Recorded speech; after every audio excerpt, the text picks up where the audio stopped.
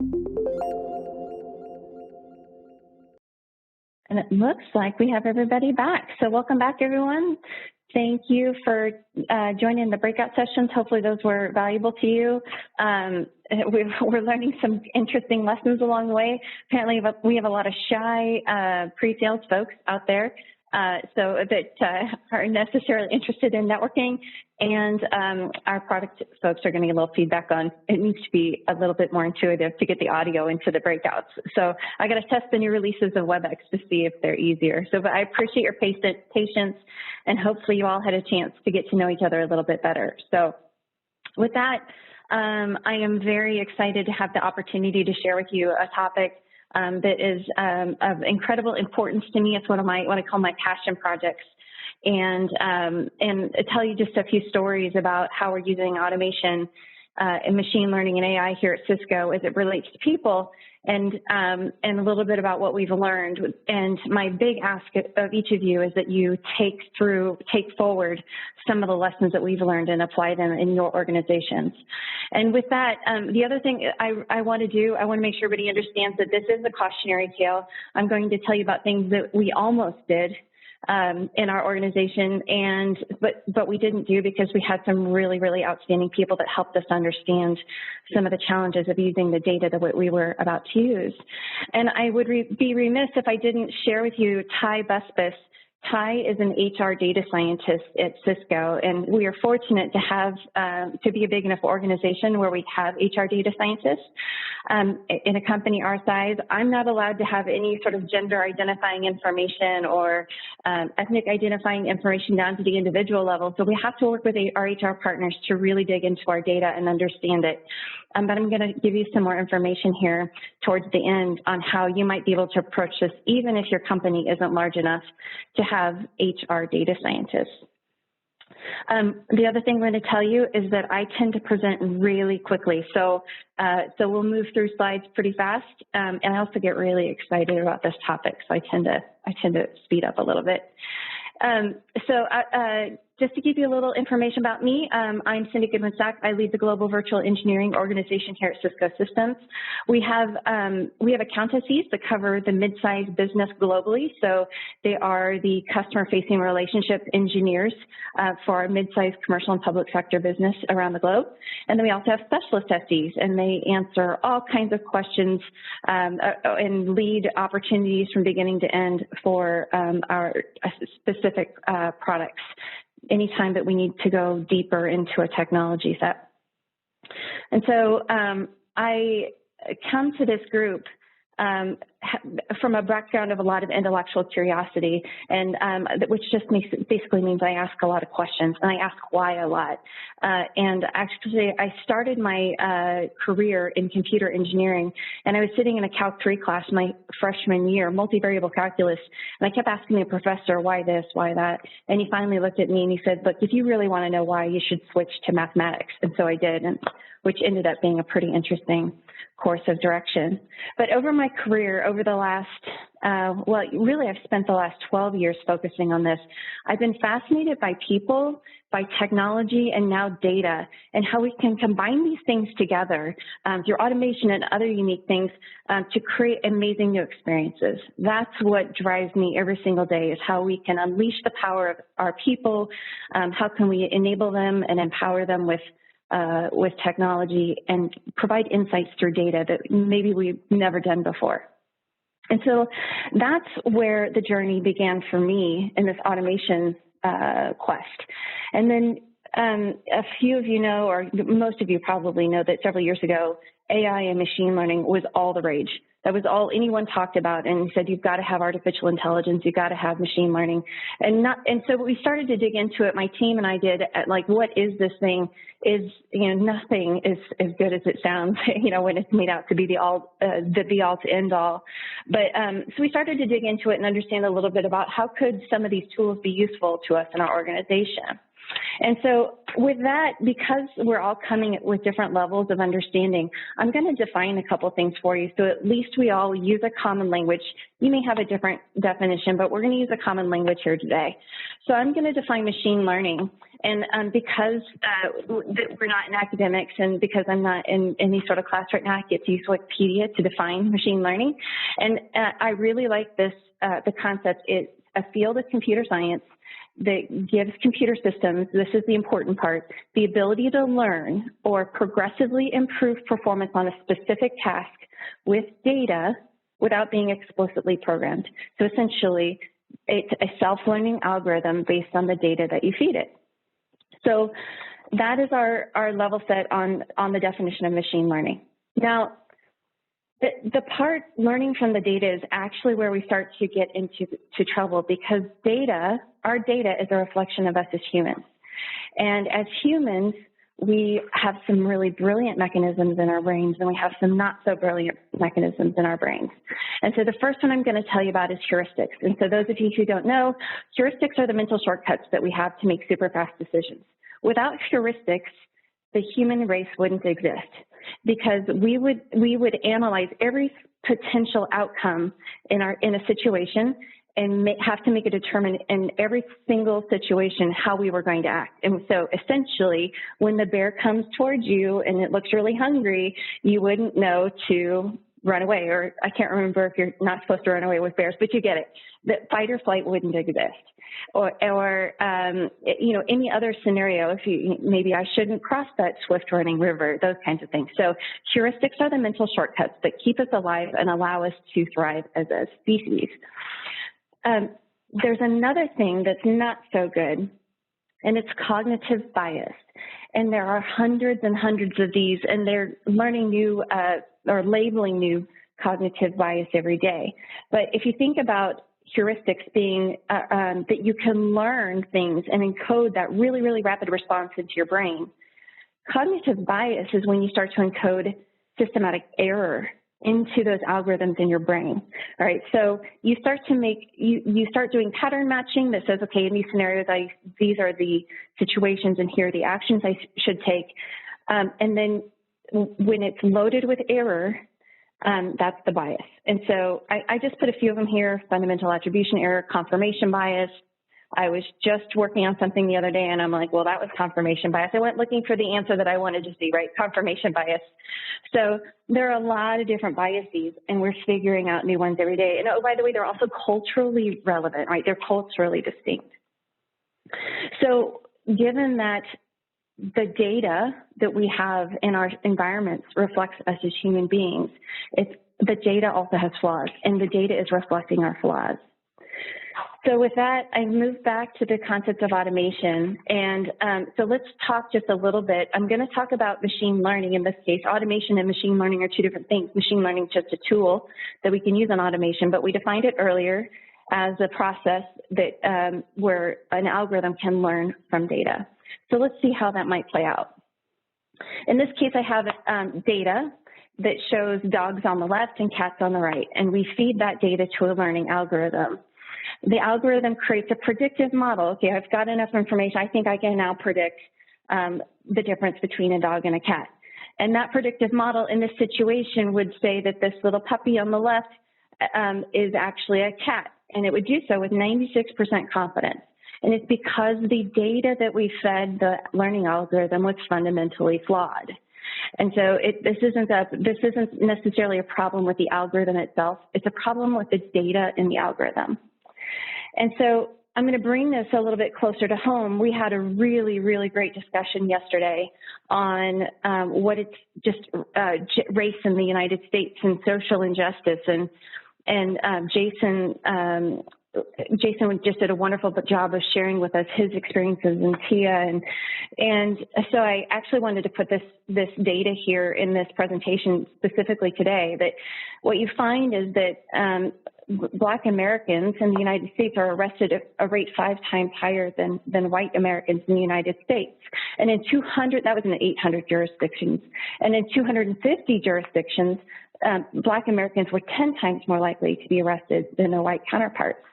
And Jason and Tia were both sharing, it's just simply dangerous in some cases to be a Black American in the United States. And it shows up in the data. And you can see, if you look at the way judges do sentencing in the United States, you can see that black males by far get longer sentences than white males. There's gender differences and all that too, but the data shows that there is a very statistically significant difference. Now, so if we go under the assumption that most organizations, most cultures, most communities think that this is a bad thing, having this type of bias, human bias in our systems is bad, then what they do is they decided to try to fall back on algorithms. And what they want to do is they want to use sentencing algorithms that de-bias, take the bias out. They don't want people in prison longer. They don't want to have an unjust system. So they start creating algorithms that try to predict recidivism.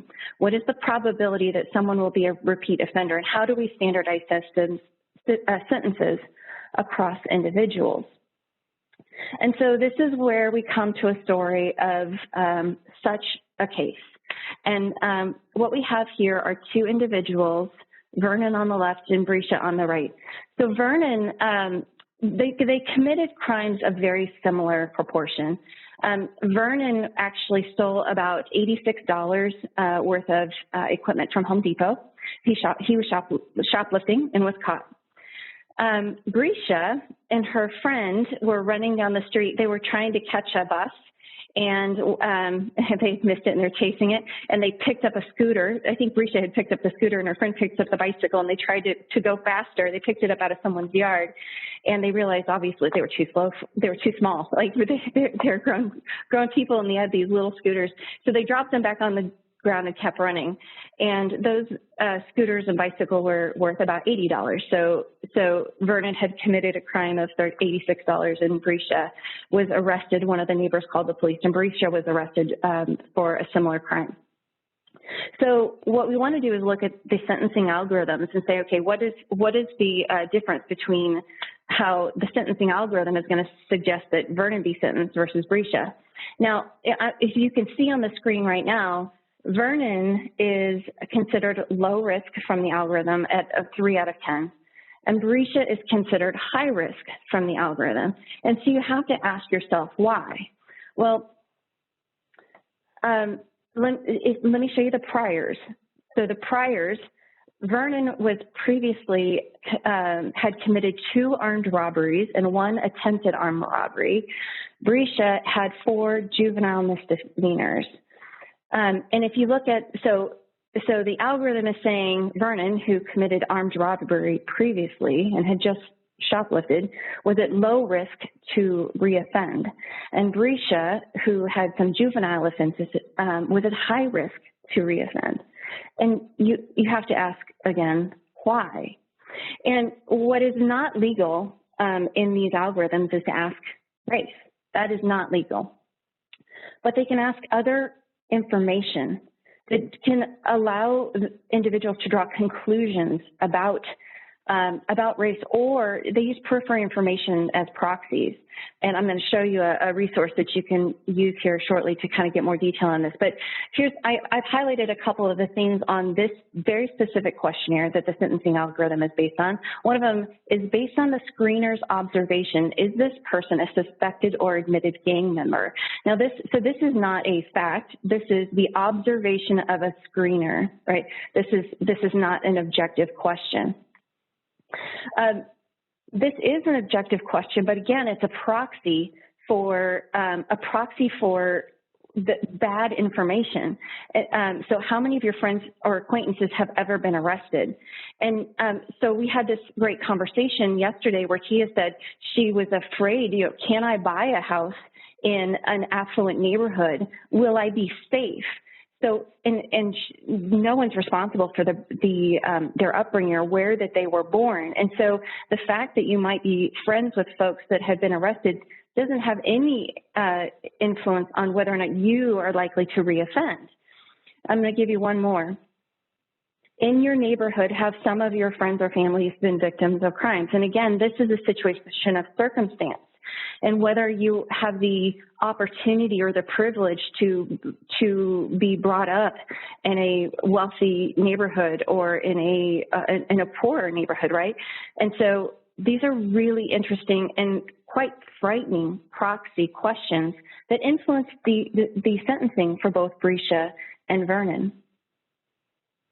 And so the way that this plays out, after they went through the study, and they actually did a study on the application of this algorithm, they found that it's disproportionately impacting individuals. So white people were labeled as high risk, but did not reoffend 23% of the time. But African Americans were labeled high risk, but didn't reoffend 45% of the time. And they saw the exact opposite. When white individuals were labeled lower risk, they did reoffend. That's our Vernon story, 48%. And African Americans labeled lower reoffense did reoffend 28% of the time. So that you can see that there's something wrong with this algorithm that's being used.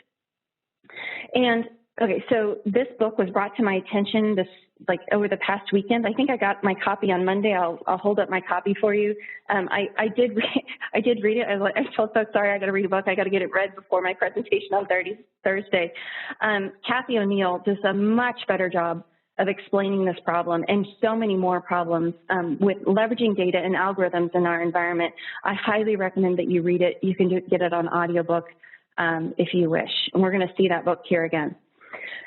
One of the biggest problems that we have here is opaque algorithms. So that sentencing algorithm, that is the intellectual property that an organization is selling to states so that so the states can lower their costs, right? So they have no interest in opening the doors on that algorithm. They don't want anybody to see it because essentially as soon as that algorithm is opened, they lose their intellectual property and they lose money on it. So this is essentially the biggest problem. Another one that you're going to run into, and again, Kathy O'Neill does a great job of explaining this, you may already have this problem when you're attempting to hire diverse candidates today. And bringing in diverse candidates was a really important, really big discussion yesterday. How do we find more?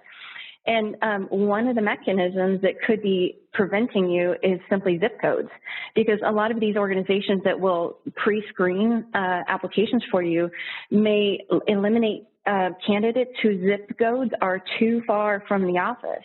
And that's code for eliminating entire socioeconomic classes of people. And so, that just scratches the surface of how these algorithms can eliminate entire demographic populations from your screening process. So again, I highly recommend that you read the book. I think you're going to see this picture a few times. Fantastic, fantastic book. But we're going to go back to my journey of automation. So because what you need to see is what happens inside an organization. So I mentioned earlier that I'm fascinated by people, technology, and data. How do we make really cool new things? And so one of the challenges we put on ourselves, and I had put on the team, is how do we bring experts to address customer needs faster? Like our customers are moving really fast. How do we get there faster?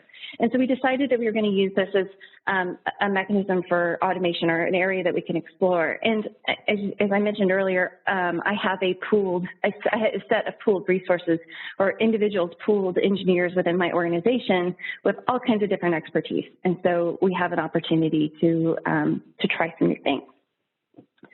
So I'm not going to show you a lot of detail about this because some of this is Cisco private information, but we essentially have a database within Cisco that assesses the capabilities of our individuals based on various technologies, and I just sort of made this up.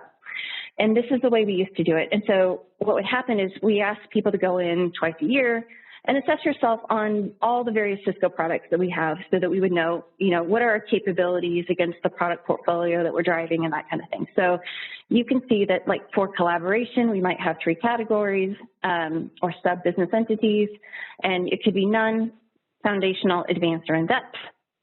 And so we had folks assessing themselves for that. And then on this team, on my team, we were getting ready to look at this, put in some automation with this data, and a wonderful guy named Steve Marsnick, who used to work for me, has these wonderful 4 daughters, and he said, Cindy, I just rather lean in. And he said, I'm worried that, he said, I heard that when job applications go out or when job descriptions go out, women won't apply for the jobs if they're not like 100% or 105% qualified, which isn't a thing, but you get it. And he said, so what does that mean about the data? What are women saying about themselves in the data? And I was just floored. I had never crossed my mind that we might have a gender self-assessment bias problem in our data.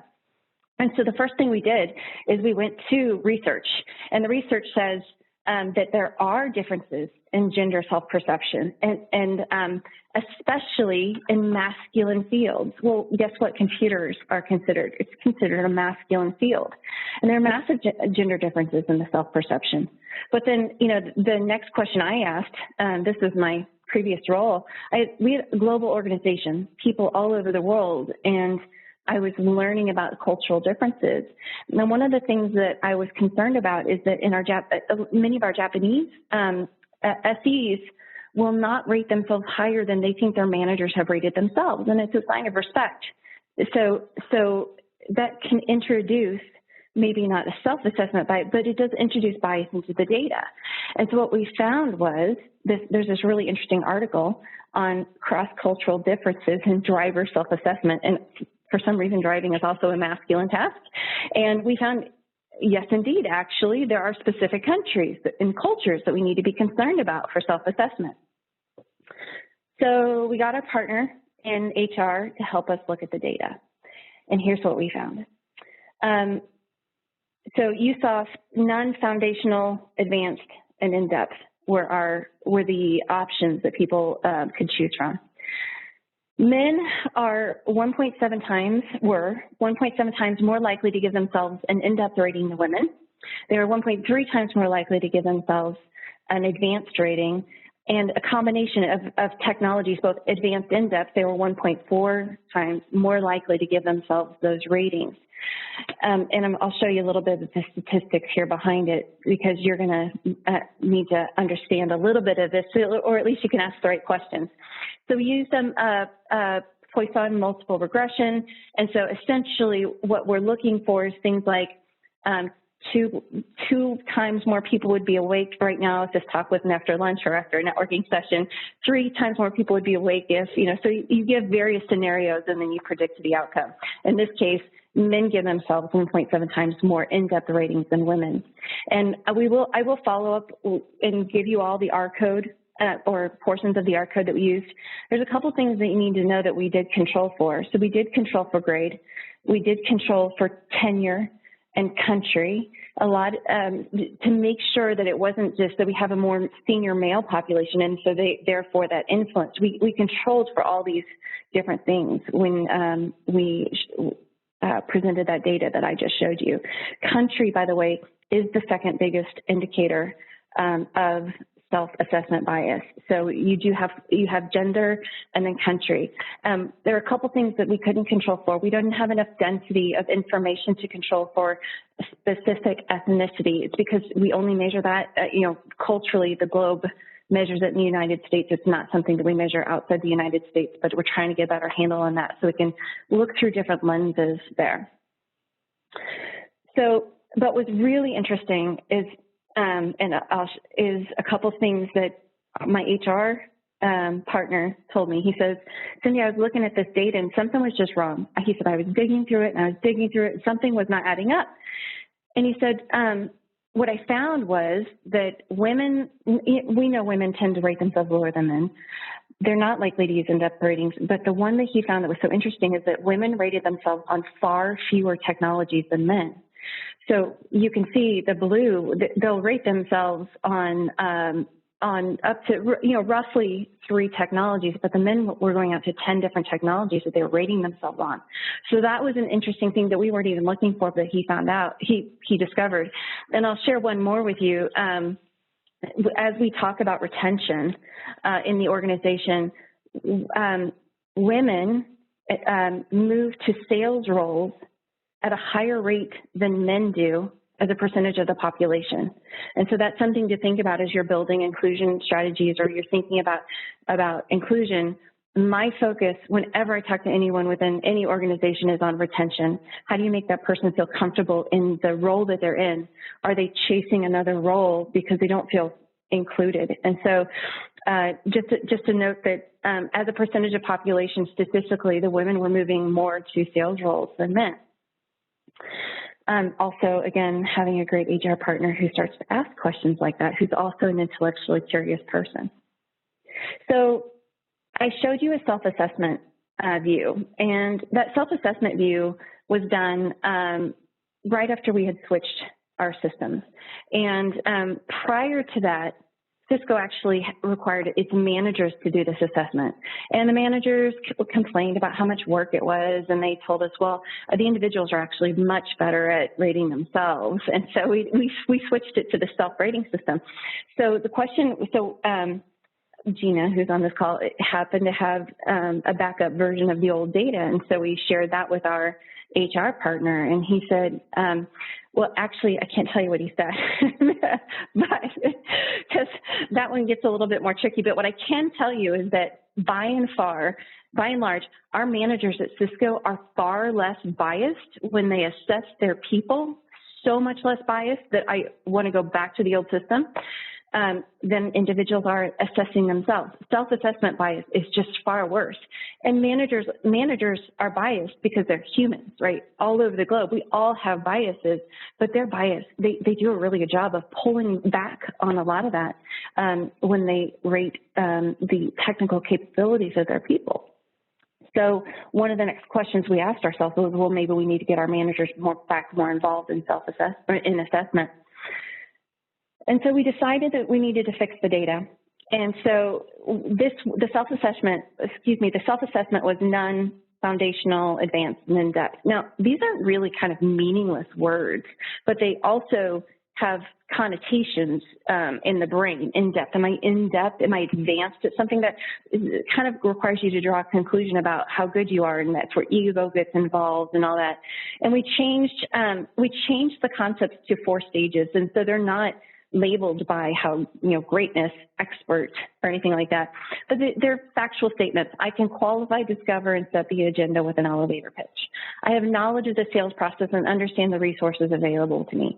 And these aren't perfect, folks, but they're a significant difference in the wording of these things. And now we are still continuing to use self-assessment in our organization, but manager validation is required, and our managers get a significant amount of training on why this is a problem and why it is so critical that they go in there and they have a dialogue with the individuals in their organization about how truly skilled they are. So those are the first couple of steps that we've taken in fixing our data. So we were really interested in continuing on with this project. And so we said, let's go to a different data source. So Salesforce.com. We need an unbiased data source for this. Now, I also want to say, so we stopped and said, hey, we were just about to do something with automation in a data set we didn't really know. Do we really know if our data source in Salesforce is unbiased? Now, we have wonderful people from Salesforce on the call today, and I have so much respect for them. I wanted to stick in this one slide just so everybody's aware. These results have absolutely nothing to do with the Salesforce application.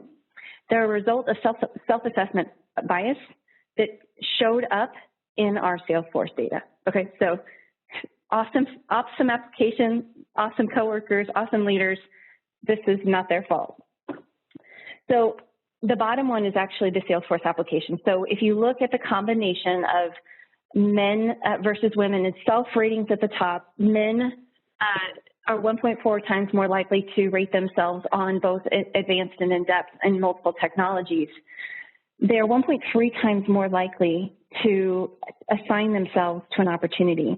And at Cisco, we basically say, go get credit for the work that you're doing. Assign yourself to opportunities where you're having meaningful contribution.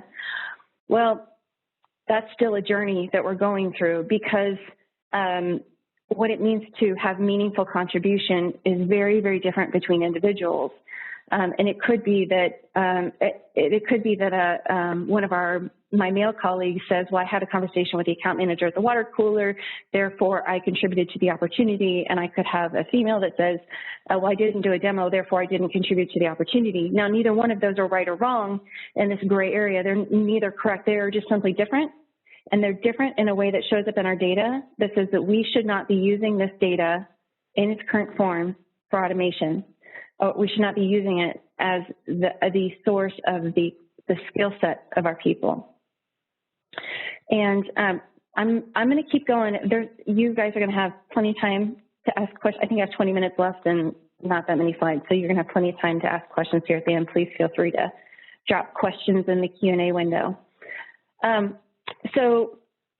going to bring it back to what we were trying to do inside Cisco. We were attempting to find a way to match our experts to customer challenges as quickly as possible. And we were looking for data sources that would allow us to identify expertise and make it very, very rapid to make those connections. But I bring this quote to you, and it hit me last night as I was going through this presentation again, that I can't believe this is not one of the quotes I have framed up here in my office, but the blind application of machine learning. And I would say it's not just machine learning, it's the blind application of automation. Any sort of algorithm runs the risk of amplifying biases present in the data. And I think that this is a very conservative statement that was written by an academic. I would say guarantees the risk of guarantees that you're going to amplify biases present in the data. And I can say that because this isn't a peer-reviewed journal. So I told you, I just read this book and I'm bringing it up again. Kathy O'Neill does a wonderful job in advocating what's happening in data in the public. But my question for you is, who's watching what's happening inside our companies? Who is watching and making sure that we don't do something absolutely inadvertently that to the detriment of the careers of so many of our systems engineers? And so really, that's why we're having this conversation today. And this is my ask of all of you, is that I need every single person on this call to think about this and try to advocate for this. Because this is one of the few things, I mean, there are things that keep me up at night. This one definitely keeps me up at night. We need every individual thinking about how algorithms are being used in our organizations to do automation in an attempt to make things better or faster or easier for our teams, but actually have negative side effects. And so I wanted to give you a few tools that you can use. And I'm going to tell you, just so you know, we're not stopping our efforts in automation. As a matter of fact, we just released a tool to speed the connection between our individuals and our experts. But there are a few things that we've put in place. One is I picked up the phone and I called my HR partner and I said, this is what I'm going to do. Here's the list of things that I'm worried about. I need you to come up with your own list, and you and I are going to sit down and develop a list of data that you're going to collect, and we're going to monitor this together. And the other thing is that we've actually built into our algorithms some really interesting mechanisms that are self-correcting. So we've identified some of the things that we think might be wrong with the data, or some of the things that might be wrong with the process, and we built some self-correction into the algorithms. And I can't really get more detailed than that, but it is a constant learning process. We're going to do this because we need to move forward, but we're going to do it very, very carefully and do it together. So mitigating this, we're always going to have data, right? We're always going to have data, and our data is always, always going to be flawed. So the best thing you can do is get the most diverse set of people possible, even inside, outside, anywhere that you can, the most diverse set of people possible involved and passionate about this topic. Because every single person brings with them their own background, their own lens of the world, their own concept of how they personally have felt bias in their life, and they're going to bring you that lens and allow you to see it in your data. So you want to continue to ask as many people as possible, tell me about a time where you felt that, you were held back because of some sort of bias, or anything that you can get from others. Because as I told our team yesterday, I told the panel yesterday, I had such a gender-centric view of the world until this last year, and I didn't I just didn't understand. And it takes people who are different than you, significantly different, and to explain it and to continue explaining it over and over and over again. And so that's why we just need so many more people thinking about this. The other thing I would encourage you to do is publish your algorithms inside your company. And I would almost, if you can, pay people to tear it apart, pay people to find errors, pay people to come up with, reward people for coming up with ways that these algorithms could do damage, right? No one wants to do damage. They want, everybody's trying to do the right thing, but people need to come up with the scenarios for those transparent algorithms. And I want to reiterate that this is not just an AI or ML issue. This is an algorithm issue. So my team will laugh if they're listening. I'm always telling people, if you can write down a list of instructions for this task, we can automate it for you. Well, a list of instructions could be flawed. It could be flawed in the data it calls. It could be flawed in multiple ways. And I will share with you another example of one, though, I was just adamant we were not going to do. There was one of our teams said, hey, right now we're manually assigning work amongst individuals. So like I manually assign a systems engineer to this opportunity based on, the manager's perspective of their workload and all this thing. Wouldn't it be cool if we kept a record of who the account manager prefers to work with, and we learned from that. And so that, the account manager can work more with the people that they like. And that was an over my cold, dead body conversation. It will never happen under my watch because I will not programatize the biases of humans on purpose. So if I prefer to work with someone, there very, very likely is a bias there.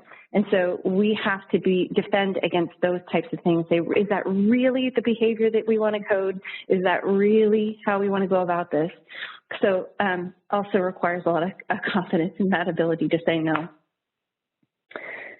There are tons of open data models out there that you can use to train your model, your AI and ML. So when you decide to go beyond just a simple algorithm and you decide to move to artificial intelligence and machine learning, there are open data sources everywhere, kaggle.com/datasets. Highly recommend you go look out there. The data, it's overwhelming, the amount of open data that's out there. And then there are things that will help you decode some of the words that you use in your organization, the words in your documentation. How biased are those words versus how are the words okay to use? And you can actually then begin to start to change out some of those words. And this is how some organizations that look at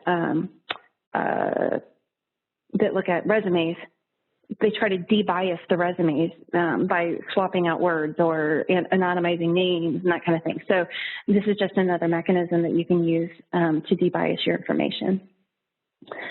I want to also hit open source. So there is a massive open source community, and I think I forgot to drop the link in here, but there's a massive open source community that not only has open data, but has open algorithms that allow you to challenge your algorithms.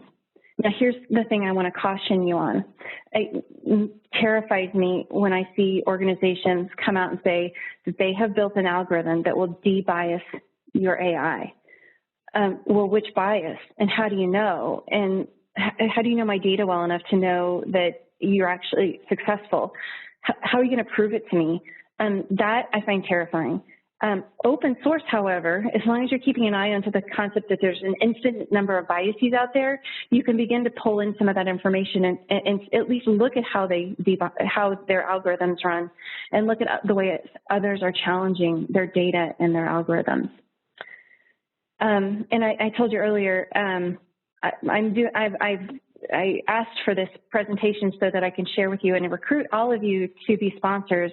You need sponsorship at every level. And as I told you, you need as much diversity as possible. Every type of background, every type of upbringing, every amount of diversity possible. People need to be in this together. Organizational accountability, I highly recommend that you have an ethics board that reviews algorithms, that you have, again, and we talked about HR partnerships. And I put regulation here. I honestly don't think that regulation will be able to keep up with this one. You know, regulation can go back and penalize companies that built in biases or built in gender biases or ethnic biases or racial biases into their programs. But that's a massive amount of work. And honestly, I don't think that that globally the legislative systems around the world are ready to have this type of conversation and understand the complexity of it. So I think it is incumbent upon organizations to self-monitor and have individuals within those organizations to self-monitor. And then my final ask of you all before we go into Q&A, and I haven't seen the Q&A pop up, so we'll see if anybody has questions. But I beg you all to be curious. I beg you to be curious. Be curious about the data that you're working with. Be curious about the other individuals in your organizations and how they might be able to help you understand how those biases are showing up in your data. And please inspect your algorithms. So that is my public service announcement for today. And so I'm going to, and James, I might recruit you because you may have seen in the chat if there are some questions. I'm not seeing any at the moment in the Q&A. I actually don't see too many in the Q&A. I've seen a couple of comments in Slack. So if you do have questions, feel free to ask. I know, Cindy, that we were talking about a question that I had for you. Did you want to highlight that at all? Oh, yeah. So you asked about small organizations, right? How can smaller organizations, and it's a really great question. I am so lucky. I'm thankful every day that I work for an organization that has so many resources, right? A couple of things that I thought about. One is that's one of the reasons that I brought open data and open algorithms into open source into the conversation, is that that's something that small companies can have access to, because essentially they're free, they're open. The other one is I recommend partnering with local universities because there are a number of universities that have set up data science schools, and they're looking for data sets. And so students can do projects on your data as long as you sign, NDAs and all that good stuff. But you can partner, they can get research out of it, you can get the results out of it. But I think that is an incredible way to inform academia on what's actually happening in business. Number one, because they need to publish the articles to let people know this is happening. But two, to get some free labor, right? So, and quite probably people who are passionate about this topic. And great perspective. I appreciate you sharing. Yeah, we got a couple questions in the Q&A so far. Okay, so one of them, it feels paralyzing to question everything so deeply. How do you keep confidence in your leadership team that they're not fundamentally broken? So I think that one, I'm looking at the time, yeah. So, it's interesting. So what we do, we had to pause some things once we realized that we had some bias in our data. But the thing that you do as a leader is you build a culture of inspection. You build a culture of openness and a culture where if you find biases in your system that it's not punitive, it's a new problem to overcome. So I have every confidence in my leaders. I have every confidence in my managers that none of them are attempting to do anything wrong. And as in fact, if they bring me something where they find systemic bias, I'm grateful and we work together to figure out how to fix it. Any other mechanism to me is self-defeating and we'll begin to hide it again. So I would say for me, it's empowering my leaders to bring forth problems that they may have actually have participated in themselves. And so I'll give you an example that I didn't give yesterday. Every one of us is biased. I am biased. And I didn't think I was biased against women, but I am. Or I find myself, I've done some behaviors that I thought were, not great. So I'll give you two examples. One, I picked up the resume of a woman several years ago, and I'm looking, and I know it's a woman because her name's at the top, and you can tell it's like something like Jennifer. It's highly likely a woman. And I'm looking at her resume and what all she'd done, and I set it back down, and I was like, well, I don't know, that's not that great. What had happened is she actually had really good skills, but I compared where she was in her career and how many certifications she had versus what I had to do in my career. I compared her to the only other female in systems engineering that I knew, which was me. And I had probably many more years of experience at the time. And so I put her resume back down. And it took me, I actually started that whole process over again, because what I realized was I didn't hold the men to the same standard. And how, how dare I do that? I couldn't believe I'd done that to another woman. And I had a similar example where I was really frustrated. This woman took my seat at this conference, and it was a really big conference for me. My boss was presenting my stuff on stage, and she took my seat at this conference, and her male peer had sat down next to her. And I jumped to the conclusion that she was his administrative assistant. And I was frustrated. I'm like, no, she was the head of all partners in LATAM. So, so we are biased. And if we can tell others that, oh my gosh, I did this thing, it was awful, and it still gives me a gut punch every time I talk about these things. But if we can talk about the things that we do as leaders that are not okay, and you recognize it, it makes it easier for others to have the conversation. It's not a judgment; it's a recognition of what we are as humans and trying to get through it. Great response, Cindy. I really appreciate that. I can read the next one for you. Thanks. Woody asked a question. Yeah, Woody asked a question. Can you elaborate more on the replacement of words in resumes and how effective that has been for improving a company's overall diversity? So that is not an area where I am highly knowledgeable, but what I can tell you is the logic behind it. So a lot of these organizations, like Cisco subscribes to one of these organizations where all the surveys that are submitted online go through this process where they anonymize the name. So like they just use initials so that like I'm not picking up the resume and reading Jennifer and drawing conclusions, right? That was a very human biased response. Mm-hmm. But also if you think about it, if I were to use the word crafts in my, I don't know why I would, but if I use the word crafts in my resume, that is a highly biased gender-oriented word.